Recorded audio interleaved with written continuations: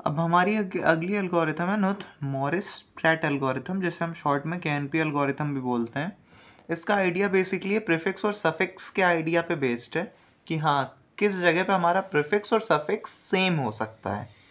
ये basically pattern को study करती है।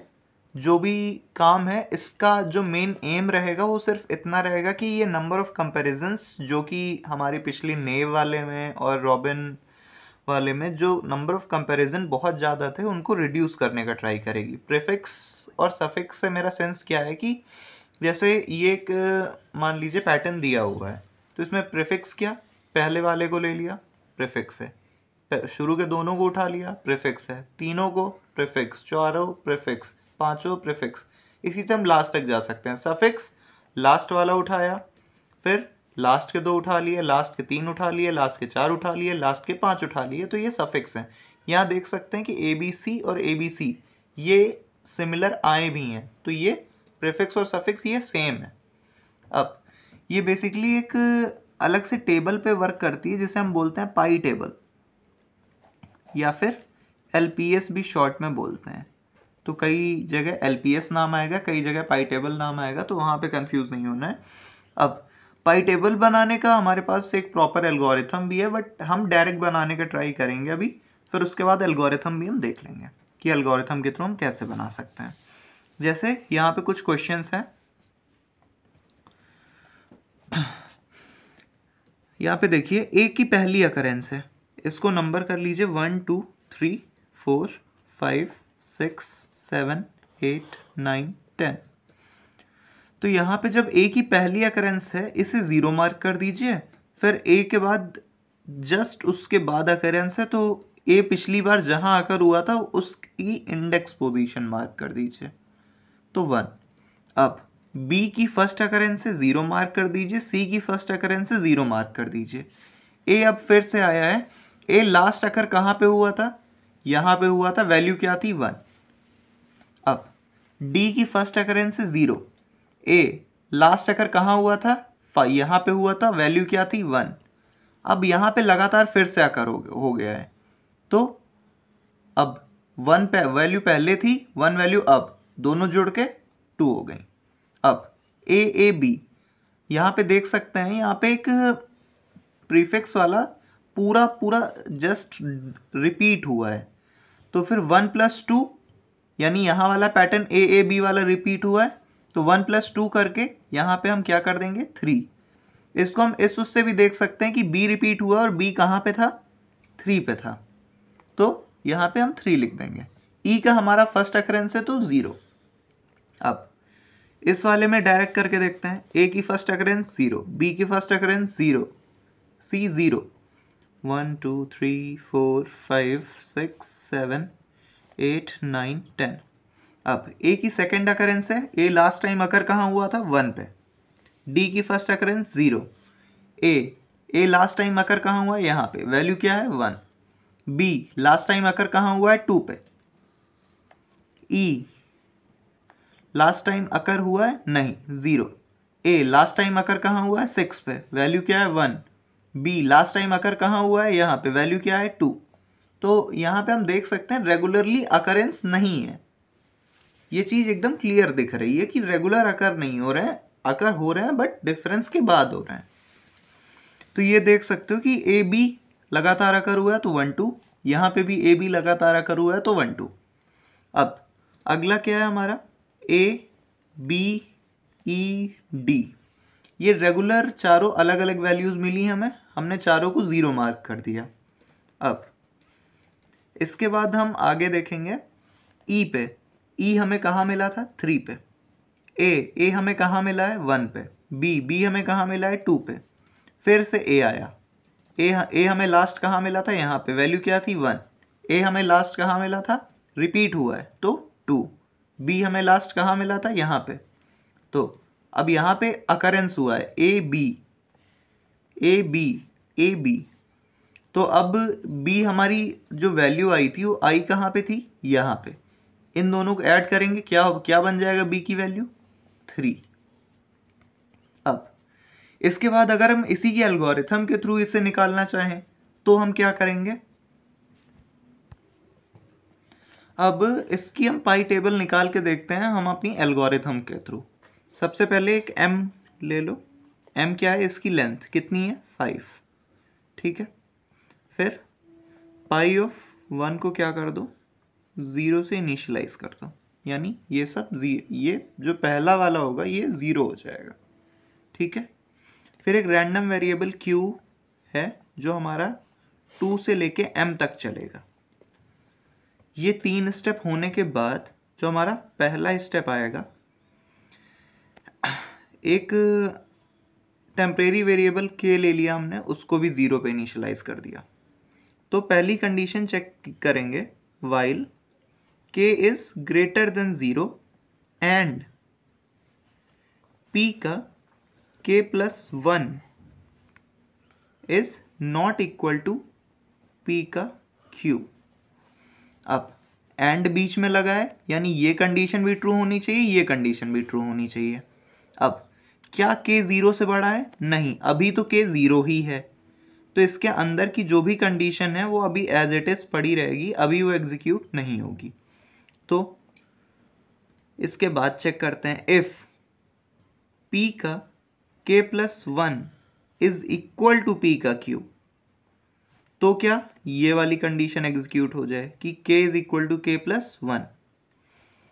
अगर ये भी ट्रू नहीं है तो क्या हो जाए? पाई q में k आ जाए और रिटर्न कर दे क्या? पाई। तो अब हम इसके लिए कंडीशन देखते हैं। सबसे पहले k की वैल्यू 0 है, 0 से बड़ी है क्या? नहीं, 0 से बड़ी नहीं है। ठीक, तो यानी ये इस वाली कंडीशन में तो आ ही नहीं सकते। इसको चेक करते हैं, इफ p का k प्लस 1 यानी k अभी क्या है? 0, k प्लस 1 यानी 1, p का 1 कितना है? a is equal to p का q की वैल्यू क्या है? 2।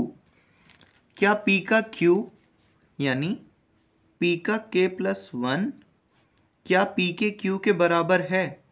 यानी p का k प्लस 1 यानी p का 1 क्या p के 2 के बराबर है? हमें साफ साफ दिख रहा है कि a b के बराबर तो नहीं है, तो इसके ये वाली कंडीशन भी एग्जीक्यूट नहीं होगी। तो हम सीधे सीधे क्या लिख देंगे? पाई के q में k की वैल्यू, पाई का q यानी पाई का 2 और k की वैल्यू क्या है? 0, तो यानी यहाँ पे कौन सी वैल्यू आ जाएगी? 0। अब हम आगे बढ़ते हैं, k की वैल्यू अभी भी 0 है क्योंकि k की वैल्यू तो कहीं इंक्रीमेंट नहीं हुई। अब q की वैल्यू क्या है? 3 है और k की वैल्यू अभी भी 0 है। ठीक है, अब जब हमने चेक किया कि k की क्या k ग्रेटर देन 0 है, हमें पता चला नहीं है। अब p का k प्लस 1 क्या p के q के बराबर है? p का k प्लस 1 क्या p के q के बराबर है? p का k plus 1 in the sense p का 1 क्यों? क्योंकि k की वैल्यू अभी भी 0 है। क्या p के q के यानी p ऑफ 3 के बराबर है? हमें दिख रहा है इसकी वैल्यू क्या है? p ऑफ 1 की a है और p ऑफ 3 की वैल्यू भी क्या है? a है, यानी ये वाली कंडीशन क्या हो गई? ट्रू हो गई। तो अब हम ये वाला स्टेटमेंट एग्जीक्यूट कर लेंगे, क्या? k is equal to k plus 1 यानी k is equal to 0 plus 1 which is equal to 1। और अब हम पाई के q में क्या डाल देंगे? हम किसकी वैल्यू? k की। अब पाई का q यानी पाई के 3 में k की वैल्यू आ जाएगी। k की वैल्यू क्या है? अभी 1 है, तो अब यहाँ पे कौन सी वैल्यू आ जाएगी? 1। अब फिर से इसके लिए चेक करेंगे। अब q की वैल्यू है हमारी 4 और k की वैल्यू है अब हमारी 1। अब क्या k ग्रेटर देन 0 है? हाँ है। अब इसको चेक कीजिए, k plus 1 is not equal to p का q। क्या k प्लस 1 यानी 2, k प्लस 1 क्या है? p का 2, p के 2 पे क्या है? b, p का k प्लस 1 क्या है? b, नॉट इक्वल टू होना चाहिए p के q के। पी के क्यू, यानी पी का क्यू क्या है, पी का 4, वो किसके बराबर है, ये इक्वल हो रहा है, यानी ये कंडीशन तो ट्रू नहीं होगी, तो ये एग्जीक्यूट नहीं होगा। अब इसको चेक कर लेते हैं, k+1 अगर q के बराबर है तो क्या होगा, यानी p का k+1 अगर इक्वल है p के q के, तो क्या हो जाएगा, k+1 हो जाए। और ये है भी कि b is equal to b, तो k क्या हो जाएगा, 1+1 विच इज इक्वल टू 2, और यही वैल्यू असाइन हो जाएगी अब b को, तो ये हो जाएगा 2। अब k इज ग्रेटर देन 0, बिल्कुल है। अब नई वैल्यूज क्या है, m is equal to 5 and k is equal to 2।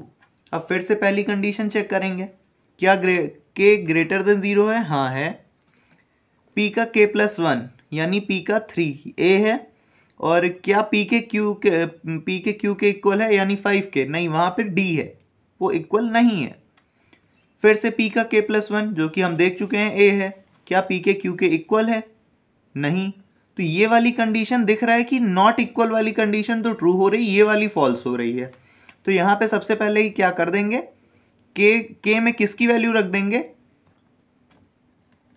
k में आएगी पाई ऑफ k की वैल्यू।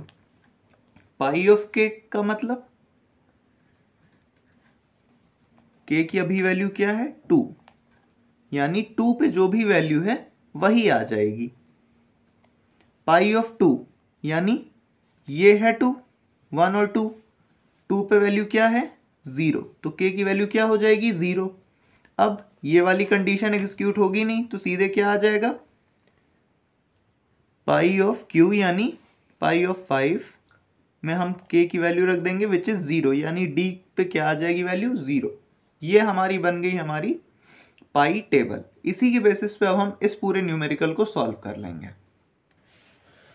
अब एक क्वेश्चन हम सॉल्व करके देखते हैं नोटपैड में एरिस KNP एल्गोरिथम पे।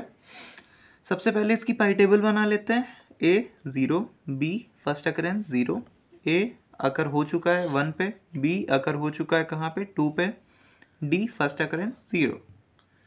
इस यहाँ तक में तो कोई प्रॉब्लम नहीं है। अब इसके बाद देखते हैं इस क्वेश्चन में स्ट्रिंग मैचिंग हम परफॉर्म कैसे करते हैं। पाई टेबल तो हमने एल्गोरिथम से भी बनाना सीख लिया और डायरेक्ट भी हम कैसे बनाते हैं वो भी हमें पता चल गया। अगर 7 नंबर में आता है तो एल्गोरिथम से बनाना ज़्यादा सही रहेगा। अब जैसे ये आता है A B अब सबसे पहले एक J का लूप ले लीजिए, जो यहाँ पे आप 0 मान के चलिए, यहाँ से चलेगा, और I का एक लूप इसमें ले लीजिए T में, ये 1 से चलेगा। अब हम क्या चेक करेंगे, J का 0+1 यानी J की जो भी इंडेक्स P में J+1 चेक करेंगे, J अभी 0 पे है, और T में T का I चेक करेंगे, ठीक है। तो अभी J+1 यानी P का 0+1 और T का 1।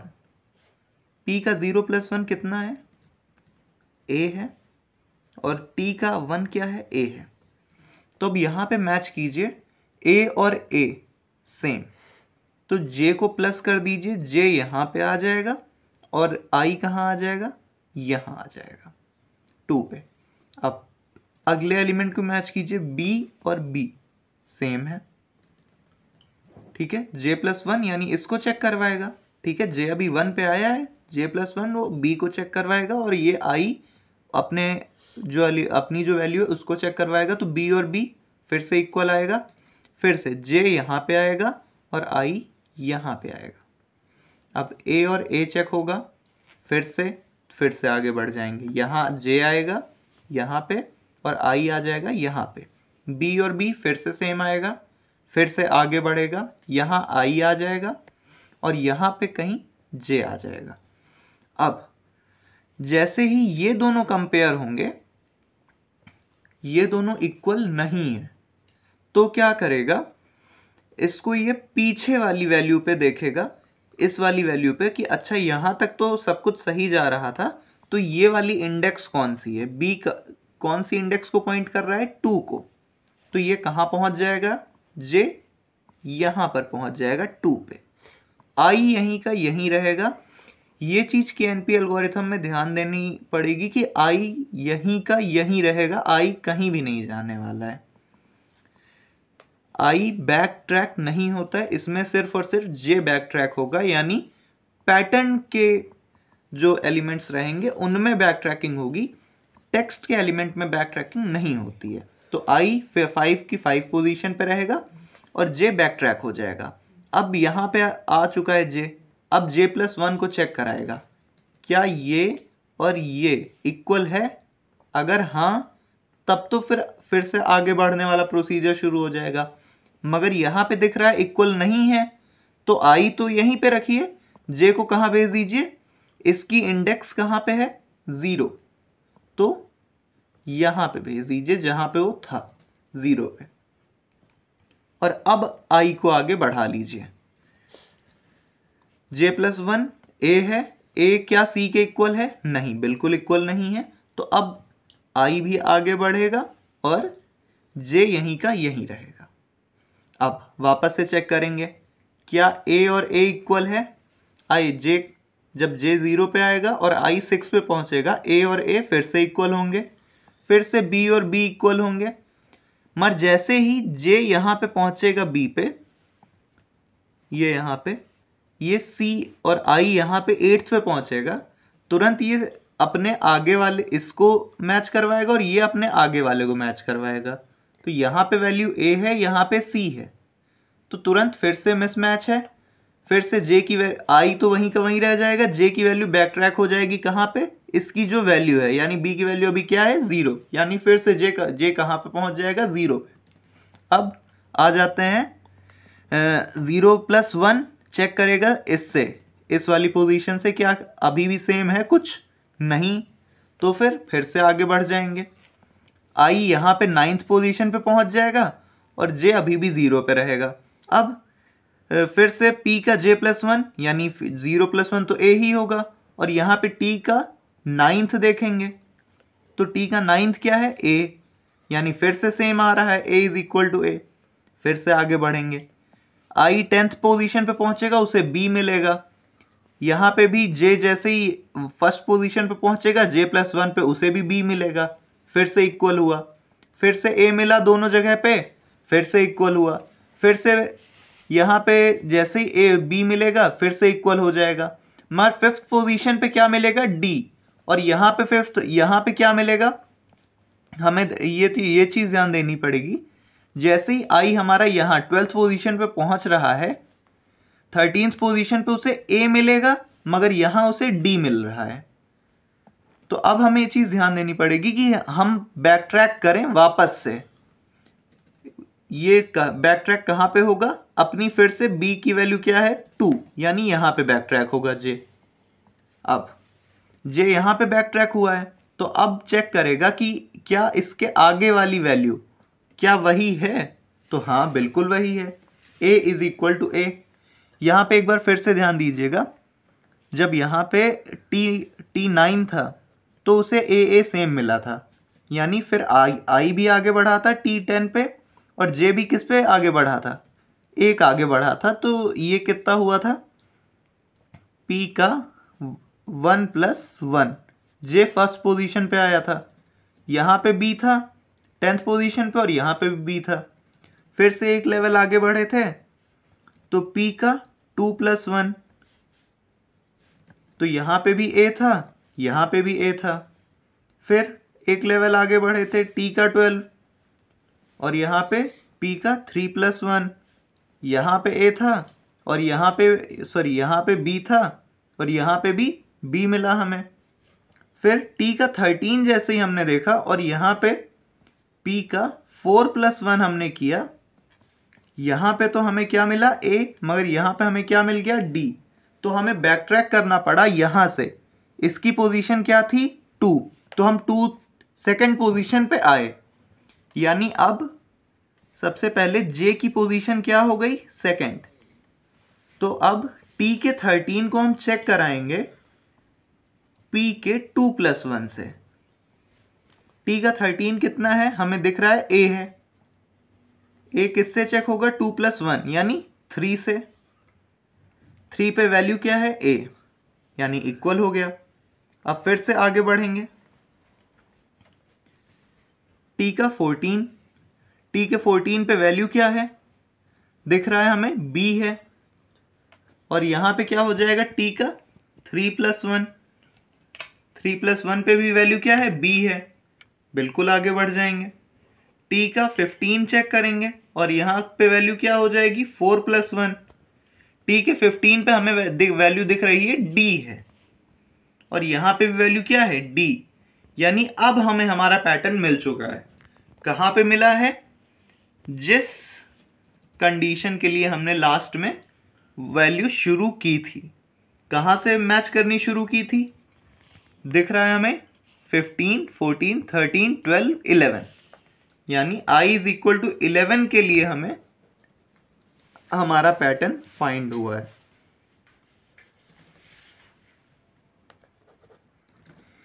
इसी के ऊपर अगर अगला क्वेश्चन देखें तो ये वाला क्वेश्चन देखते हैं। सबसे पहले ये हमारा पैटर्न दिया हुआ है, तो a की वैल्यू 0, b की वैल्यू 0। अब a रिपीट हुआ है, किस पोजीशन पे था? 1। अब a दोबारा आया है और देख सकते हैं ये एक प्रीफिक्स और सफिक्स सेम रिलेट हुए हैं, तो ये डिट्टो सेम वैल्यूज रख दी जाएंगी, 1 और 2। ठीक है। b कहाँ रिपीट हुआ था? 2 पे। और a कहाँ रिपीट हुआ था? 1 पे। चलिए, इसके बाद अब हम वैल्यूज रख के देखते हैं। j हमारा यहाँ पे है, i हमारा यहाँ पे। सबसे पहले हमें पता है p का j + 1 चेक करते हैं और t का क्या चेक करते हैं? i चेक करते हैं। तो p का j + 1 यानी 0 + 1, और चेक किससे करना है? t के 1 से। p का 0 + 1 क्या है? a, और t का 1 क्या है? a, यानी कंडीशन ट्रू है। दोनों को आगे बढ़ाते हैं। i = 1 + 1, j = 0 + 1। तो अब j की नई वैल्यू हो गई 1 और i की नई वैल्यू हो गई 2। अब फिर से चेक करेंगे p का j + 1 और t का i। फिर यहाँ पे क्या आ जाएगा? p का j + 1 in the sense p का 2 और t का 2। ठीक है। आंसर क्या आएगा? ये b है और ये भी b है, यानी ये कंडीशन भी ट्रू हो गई। अब i की वैल्यू भी 3 हो गई और j की वैल्यू भी +1 करेंगे तो 2 हो जाएगी। फिर से p का j + 1 करेंगे और i भी +1 करेंगे, तो i की वैल्यू क्या हो जाएगी? अभी तक 3 थी, अब 4 हो जाएगी और j की वैल्यू अब क्या हो जाएगी? 3 हो जाएगी। हम देख रहे हैं एक एक वैल्यू j पीछे चल रहा है, तो p का 3 हमें किसके इक्वल चाहिए? t के 4 के। p का 3 कितना है? a है। और t का 4 कितना है? इसमें अगर यहाँ पे देखेंगे तो यहाँ पे p का 3 नहीं, p का 2 एक्चुअल में चेक होगा और यहाँ पे t का 3 चेक होगा, क्योंकि यहाँ पे हमने j + 1 रखा था तब आया था 3। तो 2 + 1 3 और यहाँ पे t का 3, तो दोनों का जब 3 चेक करेंगे तो क्या आएगा? a आएगा और वहाँ पे क्या आ रहा है t का 3 में? b। तो ये कंडीशन सेटिस्फाई नहीं हुई, तो i कहाँ पे आया? 3 पे। i = 3 पे कंडीशन सेटिस्फाई नहीं हुई, तो j कहाँ पे था उस टाइम पे? 2 पे था। 2 यानी यहाँ पे था j। यहाँ इसके नीचे क्या वैल्यू है? 0, तो j कहाँ पहुँच जाएगा? 0 पे पहुँच जाएगा और फिर से कंडीशंस चेक होना शुरू होंगी। तो फिर से p का j + 1 किससे मैच होगा? t के i से। i कहाँ पे है? 3 पे। p का j + 1 यानी p का 1 इक्वल किसके आना चाहिए? t के 3 के। तो p का 1 क्या है? a है और t का 3 क्या है? b है। ये कंडीशन सेटिस्फाई नहीं हुई। i को आगे बढ़ा दीजिए, j वहीं का वहीं रहेगा। तो i हो गया 4 और j कहाँ रहा? 0 का 0 पे। फिर से हम चेक करेंगे क्या, p का j+1 और किसके लिए, t के i के लिए। j+1 क्या है p का, यानी p का 1 और t का 4।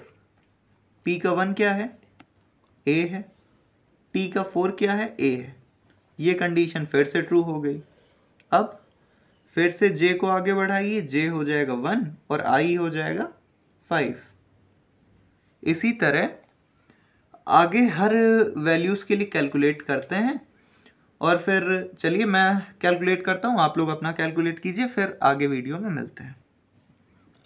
अब जब हम इसको सॉल्व करेंगे, आप लोगों ने भी कर लिया होगा, यहाँ पे i = 4 पे हमें एक पैटर्न मिल गया, यानी जब i की वैल्यू 8 पहुंची और j मतलब हमने अपना पूरा पैटर्न ढूंढ लिया और हमें अपना रियल पैटर्न मिल गया 4 से लेके 8 तक, a b a a b।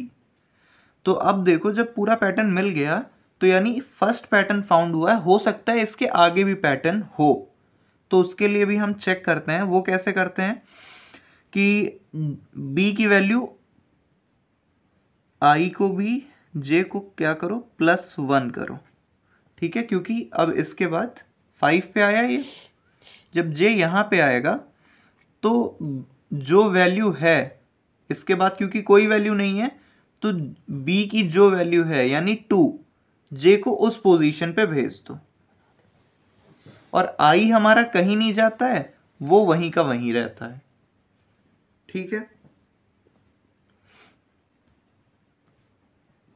i = i+1।